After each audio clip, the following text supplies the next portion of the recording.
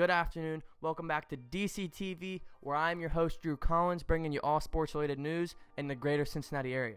If you're new around here, make sure you stick around by smashing that subscribe button, leaving a like, and contributing in the comment section below, because that's what we do here at DCTV. Now, if you haven't seen already, we are still on hashtag road to 1K subs. We are less than 100 subs away, or just around 100 subs away at the moment, so let's keep grinding. Now let's get into today's video. I'm going to go ahead and start by saying this. Tyler Boyd is a beast, a man along with boys, and the national media need to stop sleeping on him. How much more does he have to do for the national media to recognize that he is a force to be reckoned with? So in today's video, I'm going to be talking a little about Tyler Boyd's past, his present, and his future as a Cincinnati Bengal. Now let's go ahead and take it all the way back to when he first got drafted as a Cincinnati Bengal. Back in 2016, he was picked in the second round at pick 55. Come to the good old city of Cincinnati.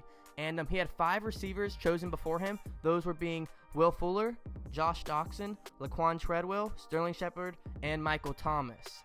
Now, obviously, this was a great selection for the Bengals because besides Michael Thomas, you can't tell me that he isn't the second best receiver behind Michael Thomas. Now, the only guy that kind of statistically, kind of fights for that second spot is Sterling Shepard, but in my mind, Tyler Boyd is obviously the clear-cut second receiver, and Michael Thomas is one of the best receivers in the league currently, or if not the best receiver in the league. So it was a great pick for the Bengals. They got him at a good spot, and we'll go ahead and start with his rookie season. So he started his rookie season with just over 600 yards. He had 54 receptions and 1 touchdown. Now, honestly, that's a pretty decent, pretty good season for a rookie. Most rookies, are still fighting for a second, third, fourth spot, but he came in, did his thing, and had a pretty good year. Now, unfortunately, in his second year, it wasn't too great. He dealt with knee injuries and only played 10 games, had 22 receptions, 225 yards, and only 2 touchdowns. Not a great year. It was really ugly, but honestly, I don't just partially blame it on him, because if you look at what the Bengals did, they went and drafted John Ross in the very first round. So he had a great first year, balled out, did his thing, we're looking like a bright future, and then the Bengals go and draft his replacement in the first round, which was John Ross. Now, looking at that now, as of right now, that draft is probably a possible bust and, not worth it for the value at that pick. So, honestly, probably made Tyler Boyd feel some type of way, whatever it may be, but in that next season, 2018, boy, did something like a match under him. He was hot, and he proved in 2018 to the national media that he is that guy, and to start looking out for him, because he really balled out. I mean, he had a really good year, and he proved that he can be a top receiver in this league. So he had, through 14 games, he had 76 receptions, over 1,000 yards, and 7 touchdowns. So obviously, I think A.J. Green was partially hurt that year, so he played a little bit receiver 1, receiver 2, receiver 3, a little bit of everything, and he did his thing. He stepped up and showed, especially Cincinnati. I think that's when the Cincinnati started to realize, okay, this guy can really be something for us in the future. And the national media, with Cincinnati, just haven't been there. They're either hating on him, or they're like, Tyler Boyd, who's that? So they'd rather go talk about Dallas Cowboys for a 50-minute segment instead of talk about a rising star in Tyler Boyd.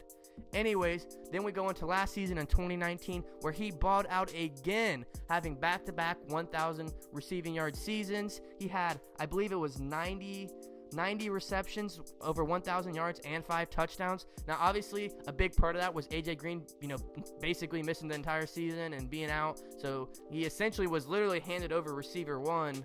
And obviously, you might see those numbers be like, receiver 1, that's, those are decent numbers. That's nothing insane. We have to think the Bengals were the worst team in the league last year. So if any numbers are good, he's probably the big portion of that. The Bengals didn't score a lot. They didn't move the ball a lot. So for him to even get those numbers and being the worst team in the league, hands alone, that's impressive. I mean, he was a bright spot for a dark area, for a dark season, for many Bengals fans, and at least for me, to see him continue to grow and to the player that he's going to be becoming, and see him how he's handling the pressure and everything, to be tossed into that role at such a young age, he handled it pretty well. I mean, 90 receptions, insane for somebody who just a few years ago was injured, got someone drafted above him that next year, organization that maybe didn't seem like they didn't believe in him, but thought there was other options. And he's really stepped up, and obviously has won the battle against John Ross, but has proven us Bengals fans that he can be a receiver 1 day if A.J. Green, 1, leaves, 2, gets worse because of his age, or 3, just, if a trade or something happens or whatever happens, more injuries, whatever it may be, he can prove that he can step up and be that guy. Now, I'm going to talk about a few things. If you look at Tyler Boyd, he's only 25 years old, already has 2 back-to-back 1K seasons. We're looking for a third one. I'm assuming he's going to get at least 1,000 yards this season. I expect to, pass the ball a good amount if the offensive line can hold up. He could be a really clear-cut number 1 on a couple of teams in the NFL, including the Bengals, if, what happens to A.J. Green. But the one thing I want to talk about is the competition at the receiver spot this season. You have Green, Boyd, Alden Tate, T. Higgins, and John Ross. All those guys are going to be battling for a spot. Now, obviously, A.J. Green and Boyd probably have it locked down. But for that third spot, you're looking at T. Higgins, Alden Tate, and John Ross battling it out. So when it comes to end zone, if I'm going to predict his stats for next season, I expect him to at least get another 1,000-yard season. So at 25, 26-year-old, he'll have 3 1K seasons. I expect his touchdowns to either stay the same or honestly drop, because if you look at Alden Tate, 6'5", A.J. Green, 6'4", 6'5", T. Higgins, 6'4", 6'5", those guys are probably going to, they're going to be grabbing most of the touchdowns, at least in my opinion. I know they didn't have a lot of touchdowns last year because they either weren't on the team or they were injured, or Alden Tate just didn't score a lot, but there's no reason they should have Joe Burrow tossing that ball up to him a lot in the red zone. I mean, those guys are clear cut one of the best red zone special guys out there. There's no reason Joe Burrow shouldn't be given the chance to throw those guys up on one-on-one coverage, because most teams aren't going to have cornerbacks that are 6 foot or over, 6'1", 6'2", you know what I mean? And even if a team does have a guy like that, they probably only have 1 or 2. If you throw all 3 of those guys out at once, and maybe like Tyler Boyd or John Ross, speed to do a slants or something, that's dangerous, because they're most likely not going to have guys 6'1", 6'2", covering these guys, and these guys are going to have inches. So that's why I have a feeling when we get in the red zone, they should throw all 3 of those guys out there at the same time, 6'4" and up. Big guys, big receivers that can go up there and just moss guys, and then maybe speedy John Ross or something like that. So I do expect Tyler Boyd to have a ton of yards, maybe not as many touchdowns, which is okay as long as we're scoring to other guys. I don't really care. I know a lot of guys, if he doesn't have a lot of touchdowns, if he doesn't do a lot of this, that's all right. As long as other guys are getting, who cares? He can get us down the field. Boyd's job is to get us down the field, and then other guys can finish it off. I'm completely A-okay with that. Now let's talk about receptions. I do think he won't have 90 receptions again unless Zach Taylor decides to have a more, he decides to throw the ball a lot this year. If the O-line can hold up, I expect Zach Taylor to do a lot of 4 and 5 outs this year. But it just totally depends on the offensive line and how they hold up against defenses. But if that does happen, he should get around the same amount. But the reason why I believe his receptions will drop, obviously A.J. Green is back. T. Higgins is going to get a decent amount of receptions for his first year. And then you have Alden Tate. He stepped up big time last year in that wide receiver 2 and 3 role, and he played great. I think he's going to get a lot of receptions. And then we'll see about John Ross. He's really a big question mark, but if he can come in and do some slants and plays like that to one-on-one coverage, I do think he'll be able to grab some receptions. And as much as Bengals fans hate to hear that, I feel like because the hate towards John Ross, you got to think the team that picked him was the Bengals. So let's set our differences to the side. And this is John Ross's last year, his last chance to possibly be a Bengal, if not a Bengal, in the NFL. So we'll see. But I do expect him to have a lot of receptions, maybe not as much touchdowns, maybe it's not a receptions, or not as many receptions, but yards, excuse me. So his production should still be there, and at 25, 26-year-olds, we should see 3 back-to-back-to-back 1K seasons. So now I'm going to talk about something that's pretty interesting, and I'm not going to get too deep into it because this topic can be its own video, honestly. And I probably will talk about this a lot in the streams. If you haven't checked out my streams, come check them out.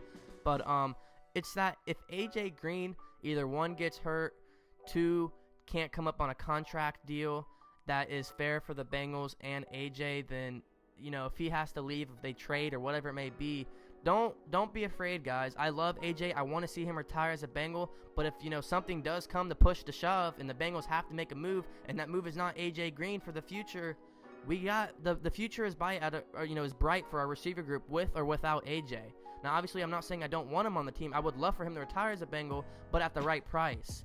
I love AJ. I think he has a lot to bring, but with his his health, this is a bad time to be getting injured because he's getting up in his 30s now. I believe he's going to be 32 this season.